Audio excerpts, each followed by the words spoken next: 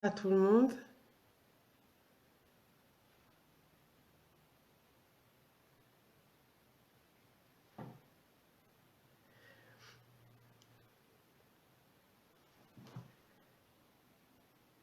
Bonsoir Joël.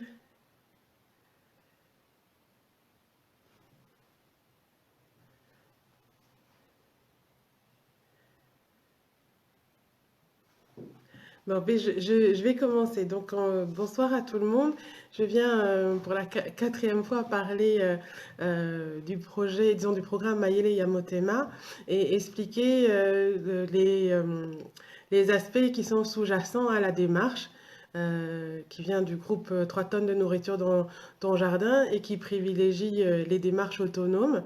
Mais autonomie ne veut pas forcément dire faire que par soi-même et sans argent. Et c'est pour ça que la dernière fois, j'avais amorcé une discussion sur l'investissement et les investisseurs, et notamment les investisseurs en République démocratique du Congo, dans un optique d'industrialisation et de développement du territoire national.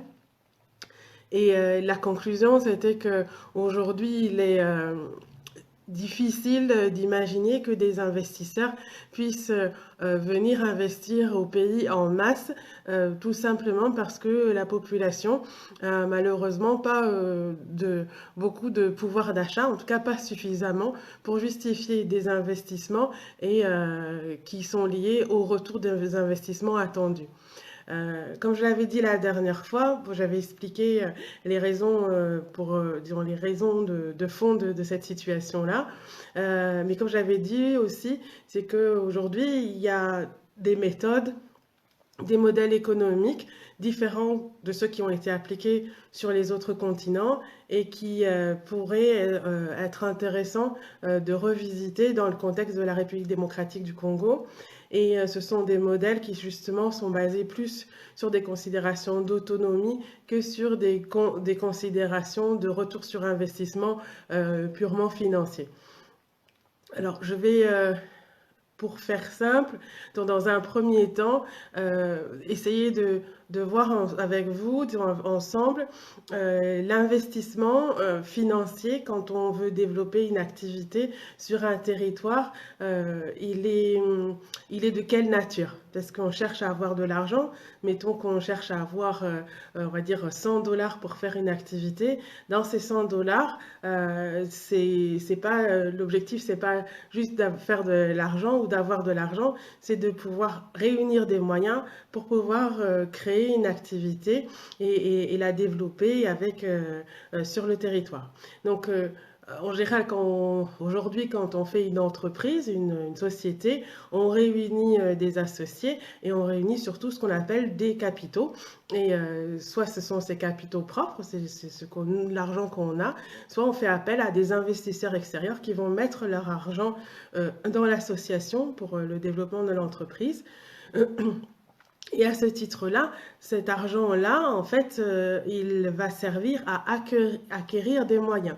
Et les moyens que l'on cherche à acquérir avant que l'entreprise ne puisse se développer par elle-même et rapporter de l'argent pour pouvoir réinvestir, ben cet argent-là, il va servir principalement à, on va dire, payer des salaires, donc à rémunérer les ressources puisque le premier capital que nous avons, c'est nous-mêmes. Moi, je suis un être humain, j'ai des muscles, je sais marcher, je sais faire des choses.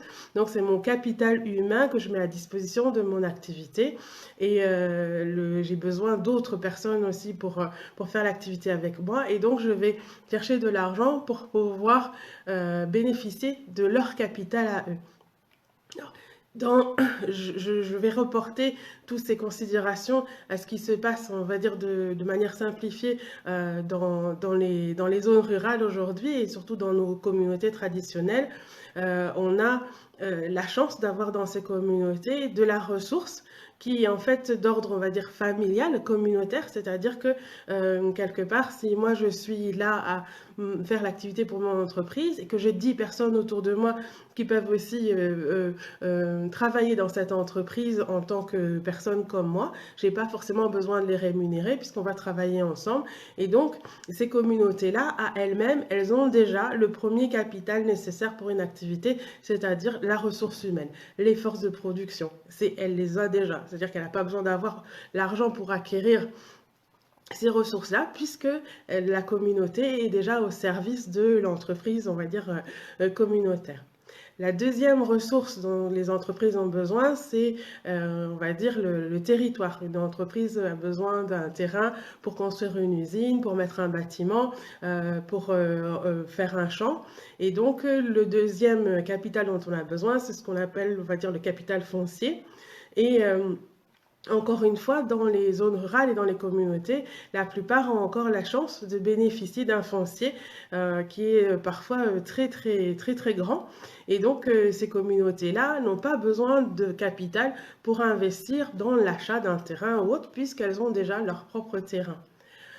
Si on continue la liste, un autre moyen financier à mobiliser pour une entreprise, c'est celui qu'on va appeler des ressources, de la matière première.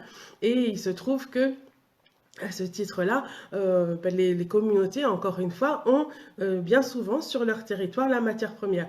Par exemple, si une communauté veut faire un atelier de menuiserie, elle va avoir les forêts qui sont sur ses propres territoires et donc elle n'aura pas besoin d'acheter du bois. Ce n'est pas le cas d'une entreprise classique qui va mettre dans ses budgets le capital nécessaire pour l'acquisition des premières matières premières dont elle a besoin pour commencer son activité.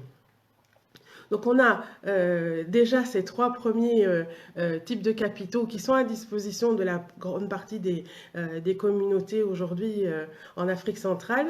Et il manque deux autres types de capitaux, il y en a bien d'autres, mais bon, deux principaux, qui sont, le premier, c'est le capital qui est nécessaire pour acheter de l'équipement. Alors l'équipement, ça va être les outils. Si on veut faire justement une menuiserie, ben, il faut des scies, des rabots, des marteaux. Et donc, il faut des moyens de faire... Bonsoir Boris, merci. Il faut avoir des moyens de produire, autre que juste notre seule force physique. Et à ce titre-là, on peut imaginer que ces moyens-là soient fabriqués par les personnes elles-mêmes. On va dire juste avant la révolution industrielle, la plupart des territoires faisaient leurs propres moyens, leurs propres outils, avaient leurs forges, avaient leurs différents ateliers et des méthodes qui étaient souvent utilisées depuis des centaines d'années pour faire l'outillage dont les personnes avaient besoin pour faire leur champ, pour faire leur activité.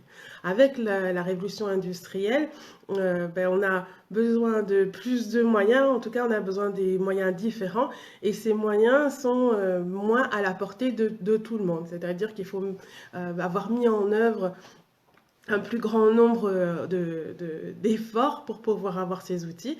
Mais on peut imaginer que, puisque en Europe, il y a, on va dire, 100-150 ans, il n'y avait pas ces moyens-là industriels, cet outillage, cet équipement qui existait, on peut imaginer qu'en partant de zéro aujourd'hui, dans 150 ans, on peut avoir les mêmes moyens. Mais on est dans une logique on va dire, d'immédiateté. Et donc, dans cette logique-là, pour les communautés, il est important qu'elles puissent bénéficier de ces outils aujourd'hui pour pouvoir améliorer leurs conditions aujourd'hui et pas attendre d'avoir développé pendant des centaines d'années les différents moyens dont elle a besoin. Et là, c'est nécessaire effectivement d'avoir un capital financier, c'est-à-dire des devises qui vont permettre aux communautés d'acheter, notamment à l'étranger, des outils pour pouvoir commencer leur activité immédiatement. Et le dernier capital dont on a besoin, c'est le capital qu'on va dire intellectuel. Je vais vraiment le caricaturer, mais grosso modo, c'est les connaissances dont on a besoin pour faire une activité. Alors si par chance on a déjà les connaissances pour le faire, eh bien on est dans la continuité, donc on n'a pas besoin d'investissement supplémentaire. Mais si on ne les a pas, on doit les acquérir. Et c'est pas quelque chose d'immédiat aujourd'hui puisque pour les industries, c'est vraiment la course technologique, c'est la course aux connaissances, au savoir, à tel point qu'aujourd'hui on confisque la connaissance puisque on peut prendre un brevet d'invention en disant c'est moi le premier qui ai inventé ça, ça m'appartient, plus personne ne peut le développer à ma place, j'ai un droit dessus. Et les personnes qui veulent le développer, donc avoir cette connaissance-là, se l'approprier, sont obligées de me payer, de me rémunérer pour ça. Donc la connaissance, c'est une valeur, c'est un capital pour une entreprise. Certaines vont d'ailleurs jouer le secret pour ne pas le donner à d'autres. Et donc ce capital-là, il faut l'acquérir. Si on ne sait pas comment on dire, faire des meubles, on ne sait pas comment faire un meuble, on va mettre effectivement 100 ans pour pouvoir réaliser disons, avoir la maîtrise qu'on pourrait acquérir juste avec une formation.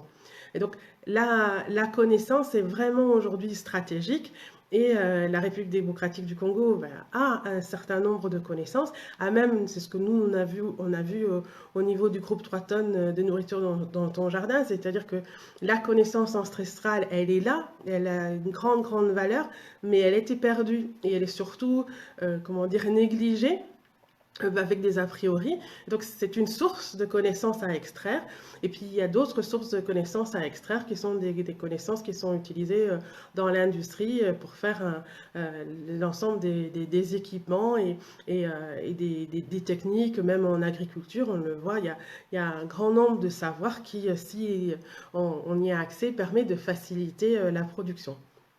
Donc, ces derniers moyens à réunir, ils nécessitent aussi des capitaux et bien souvent aussi des devises pour accéder à des formations à l'étranger et acquérir ces connaissances-là qui sont nécessaires pour faire une activité quelle qu'elle soit. Alors, je voudrais juste préciser que sur les 100 dollars, on va dire que je parlais au début, c'est-à-dire l'investissement que je peux avoir pour créer une activité quelle qu'elle soit, en général, le capital de la masse salariale, donc du capital humain, le capital foncier et le capital des matières premières, ça représente plus de 50% de l'investissement nécessaire. Des fois même, ça peut être 70% de cet investissement. Ce qui veut dire que si j'ai une activité dans laquelle je veux mettre, où je veux mettre 100 dollars, mais en fait, si je suis avec des personnes qui mettent leur capital humain, qui mettent leur capital foncier et qui mettent leurs matières premières, ça veut dire que je n'ai plus que 30 dollars à investir dans cette activité. Alors, je vais juste ouvrir une parenthèse que je vais refermer, c'est pour vraiment rappeler que si on investit aujourd'hui que du capital financier, a priori, le retour sur investissement qu'on attend, c'est des revenus, de l'argent.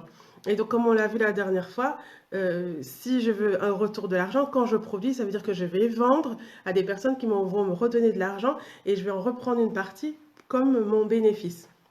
Or, aujourd'hui, comme on l'a vu, comme la population n'a pas de pouvoir d'achat, on ne peut pas imaginer que les productions qui vont être faites avec cet investissement vont pouvoir rapporter beaucoup.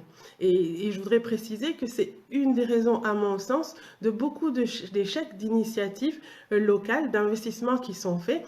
Par exemple, des personnes qui vont investir dans des champs, donc elles vont devoir acheter le terrain, elles vont devoir acheter la matière première, elles vont devoir rémunérer les différents salariés, donc elles vont devoir avoir un capital de départ important, mais pour un retour sur investissement qui sera faible parce que les clients, il n'y en a pas beaucoup et ils n'ont pas beaucoup de moyens. Et ça engendre un cercle vicieux, c'est que si je ne vais pas avoir beaucoup de retour sur investissement, je vais essayer de payer le moins possible les personnes, je vais essayer d'acheter les terres le moins cher, la matière première le moins cher, et là on est dans un cycle qui en fait au lieu de développer risque de paupériser l'initiative. C'est pour ça que une des voies à explorer, c'est vraiment de pouvoir être en capacité de mettre en place des contrats de partenariat, d'associés, comme il existe par ailleurs dans l'industrie, c'est-à-dire des packs d'associés, mais qui soient plus juste sur l'aspect juste financier, mais qui prennent en compte les différents types de capitaux et qu'on puisse inscrire dans les disons, dans les droits de l'entreprise, dans, dans la documentation juridique, les différents capitaux en disant ben, telle communauté a mis dans le capital une force de travail d'autant de personnes qu'elle mettra à disposition pendant autant de temps pour faire telle et telle activité. Elle met à disposition aussi son terrain de telle ou telle taille qui se situe à cet endroit. Elle met à disposition telle et telle matière première. Et comme on le fait pour d'autres associés, de dire ben, l'activité elle aura tel ou tel objectif et les résultats, la récolte, hein, que si c'est agricole, mais on utilise aussi le mot récolte pour d'autres activités, elle sera redistribuée en fonction des différents associés, au prorata par exemple des investissements. Alors c'est une logique qui n'est pas comment dire, qui n'est pas très exploité en Europe.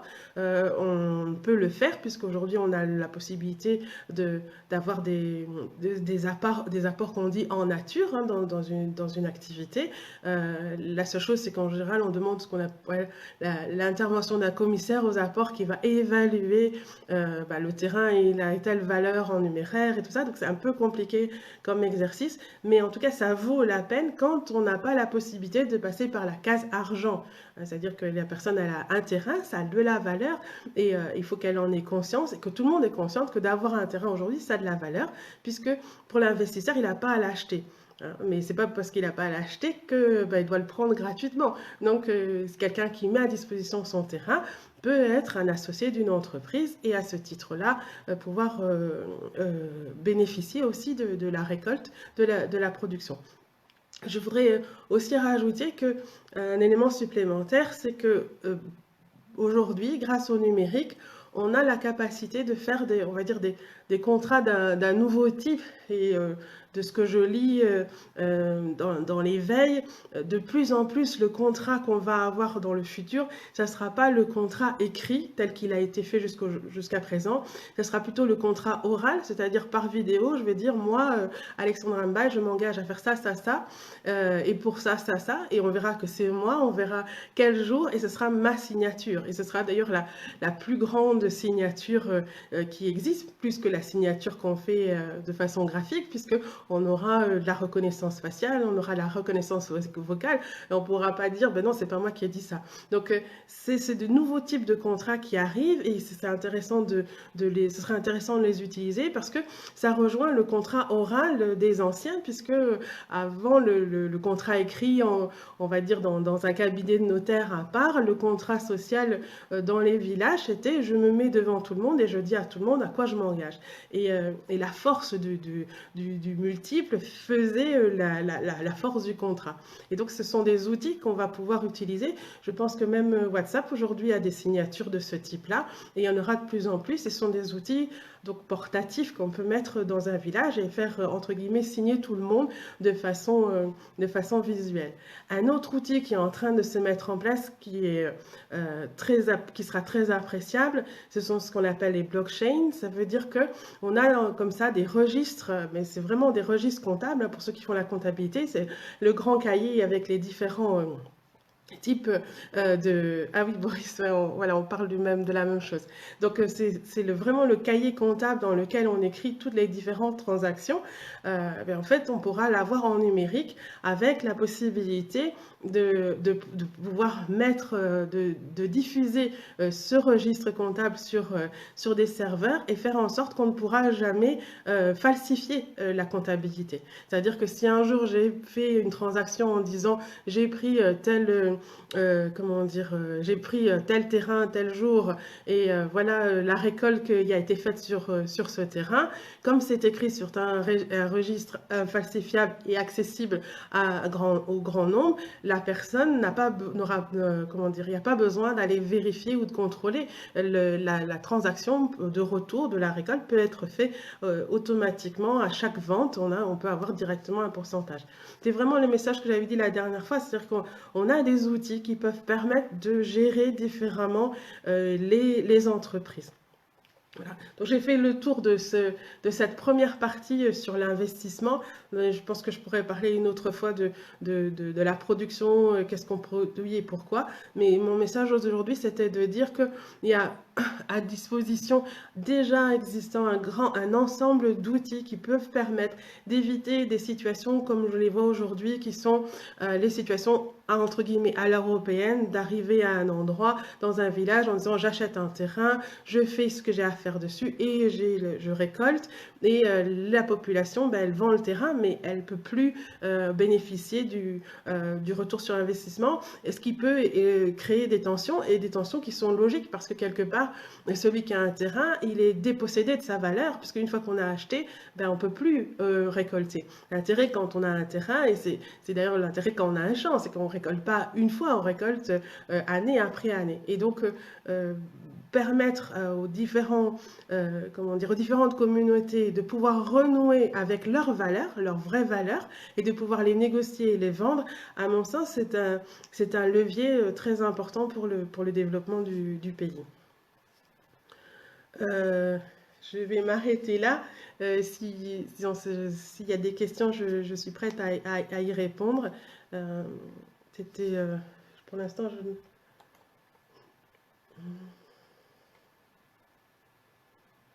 Oui, je vois, Boris, que tu dis que les technologies blockchain, elles font déjà ça. Oui, oui, tout à fait. Ce sont des technologies qui sont utilisées, dont elles sont tellement pratiques et faciles d'usage qu'elles sont déjà utilisées dans beaucoup d'industries, et pas que pour des contrats, pour un ensemble, disons, pour toutes les transactions commerciales qui existent. Et comment dire, c'est un outil que j'espère qu'il va se répandre dans les usages pour permettre justement avoir la transparence dans les transactions, qui est souvent le problème des contrats. De ce que j'entends, c'est, je vois des fois des personnes dans des villages qui ont un contrat, et c'est en fait un bout de papier qu'elles ne savent des fois même pas lire elles-mêmes, et qui leur dit, ben oui, vous avez quatre chèvres et une petite maison, alors qu'en fait, ben, celui qui a signé le contrat, il a lui des bénéfices qui sont d'un autre ordre. Et ça, c'est un facteur de tension naturelle, et surtout, c'est un facteur de non-développement. Et je ne pense pas que ce soit forcément les personnes qui arrivent qui, qui, qui n'ont pas l'envie de faire autrement. C'est que justement, on n'a pas le moyen de faire autrement. J'ai 100 dollars pour investir, il faut que je puisse faire avec 100 dollars. Donc si je peux avoir la terre pas chère, eh ben, je prends la terre pas chère, même si c'est au détriment de l'autre. Par contre, si j'ai la possibilité d'avoir un contrat acté qui me sécurise, qui sécurise l'autre, qui fasse que tout le monde est au courant de la transaction, et que donc toute la société peut défendre la transaction, ben, ça change la donne, et ça permet justement de ne pas investir forcément les 100 dollars, mais de investir les 30 dollars, et d'après de répartir les gains. C'est du gagnant-gagnant. Et c'est ce que la technologie permet aujourd'hui, et j'espère qu'elle va pouvoir rentrer un peu plus en RDC pour le permettre plus largement. Voilà. Euh, merci Boris pour ton appréciation. Je sais que ce sont des connaissances, disons des données que tu maîtrises. Voilà.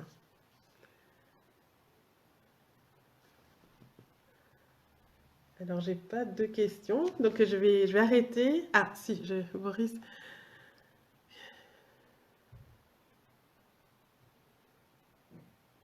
Oui, oui. Alors, donc, Boris, oui, effectivement, il faut que celui qui mette sa terre, il ait déjà une conscience de la valeur de sa terre, et qu'on puisse, que quand quelqu'un gagne quelque chose dessus, il puisse gagner aussi dessus. Euh, mais c'est pas forcément, à mon sens, un revenu direct, parce que le revenu direct, ça serait comme une sorte de location. Là, l'avantage quand on parle dans l'association, et donc les associés d'une entreprise, c'est on va ce qu'on appelle la venture capital, c'est-à-dire qu'on a une aventure à vivre ensemble, on prend les risques partagés. Je cède ma terre pour faire une activité, je ne sais peut-être pas comment on va faire l'activité dessus, parce que ça, c'est pas ce que j'apporte dans l'entreprise, mais par contre, le jour où ça marche et qu'il y a des récoltes, il y a quelque chose, eh bien, je suis assurée d'avoir une partie au prorata de ce que j'aurais investi, parce que c'est vrai que il n'y a pas que le capital qui est à valoriser, il y a aussi le risque. Il y a des mettre sa terre qu'on n'utilise pas, aucun risque par rapport à quelqu'un qui va lui peut-être acheter des équipements et tout perdre. Donc celui qui a sa terre, il sait qu'il va les retrouver. Donc c'est un peu normal que la terre soit moins valorisée que le reste. Mais tout se discute et une fois qu'on a ce contrat-là associatif, ben c'est vraiment du partenariat. Et là, en plus, tout le monde a intérêt à ce que ça gagne, puisque celui qui met sa terre dans l'association, il va vouloir la défendre. S'il y a quelqu'un d'autre qui vient dessus, il va prévenir la personne qui est peut-être à distance en disant, écoute, là, il y a des gens qui viennent sur le terrain, je comprends pas, parce que c'est son intérêt que toute l'aventure réussisse pour tout le monde.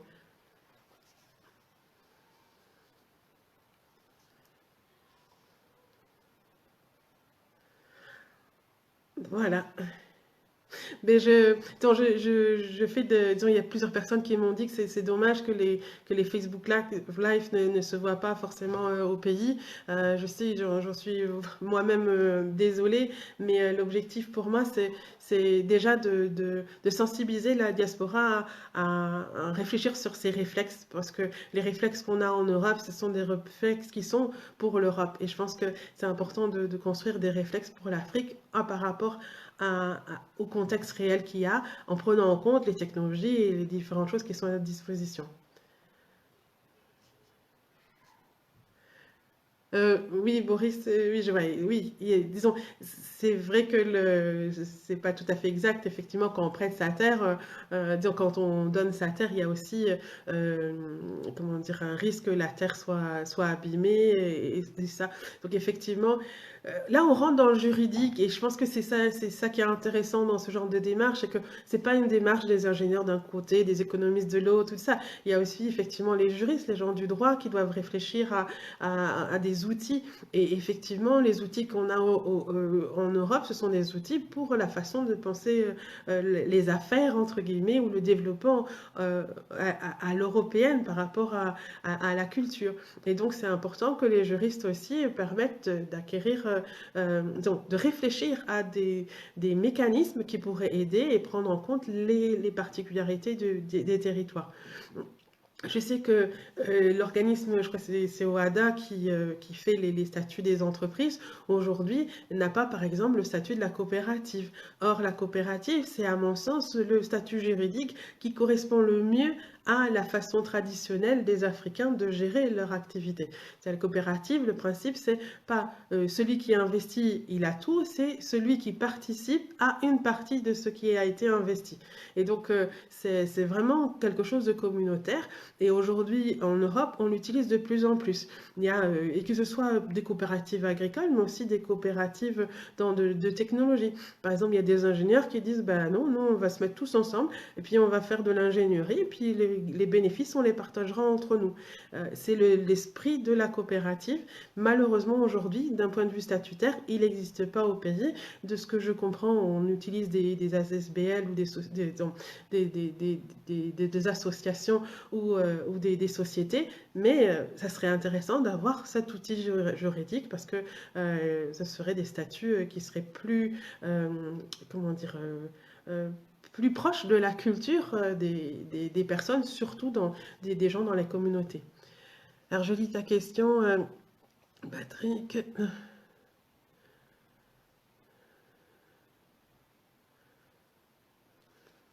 Ah oui, comment convaincre les propriétaires fonciers? Euh, Moi, je pense personnellement que c'est le débat, hein. Je pense sur beaucoup d'aspects, j'ai le sentiment que les communautés sont vraiment à part des opportunités qu'elles pourraient avoir en sortant des chemins battus. Et c'est logique parce que les personnes qui viennent vers elles sont des personnes qui en général ont le discours institutionnel classique. Donc elles sont, comment dire, elles n'ont pas d'autres possibilités. Je pense que nous, dans les villes, quand on a Internet ou autre, on peut aller chercher de l'information et d'autres façons de voir.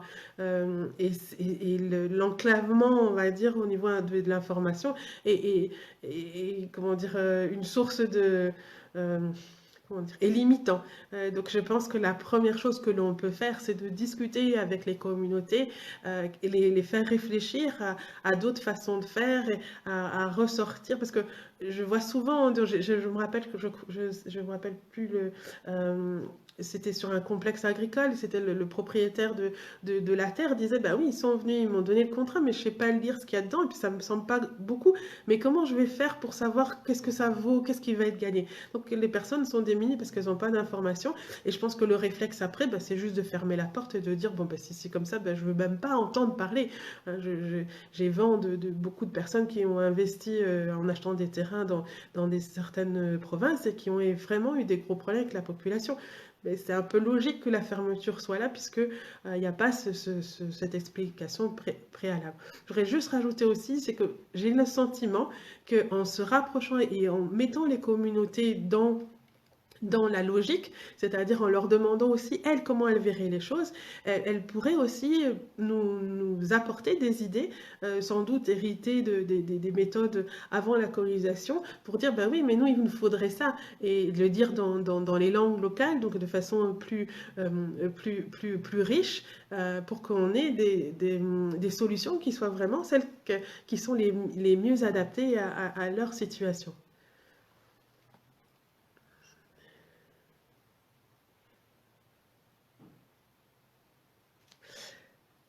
Euh, les tontines en immobilier et autres.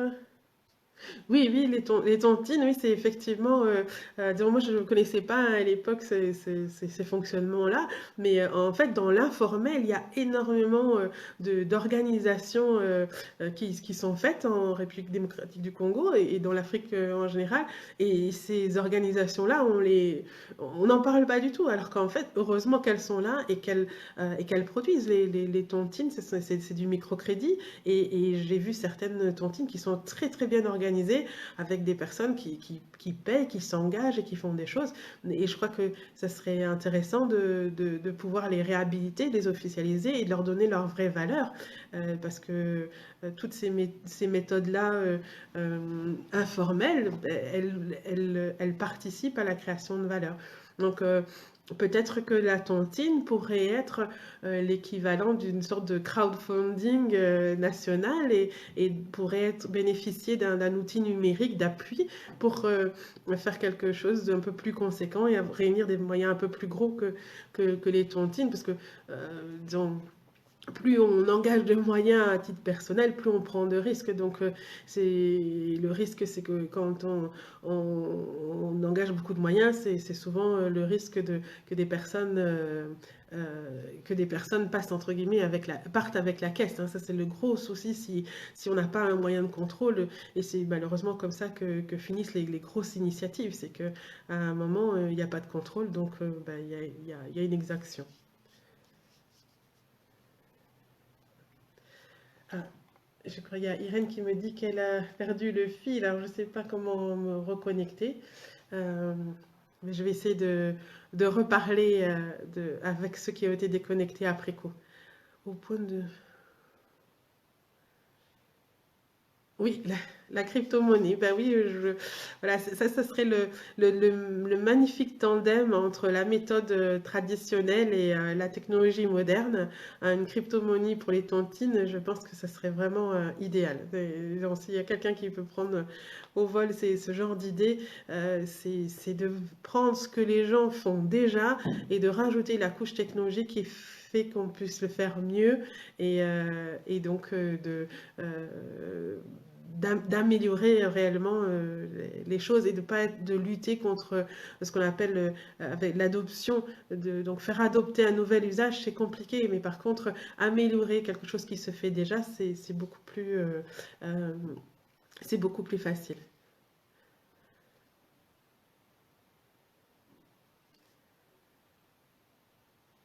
Voilà, ben je vais terminer le Facebook Live et je vais le partager et le diffuser aux personnes qui ne pouvaient pas être là.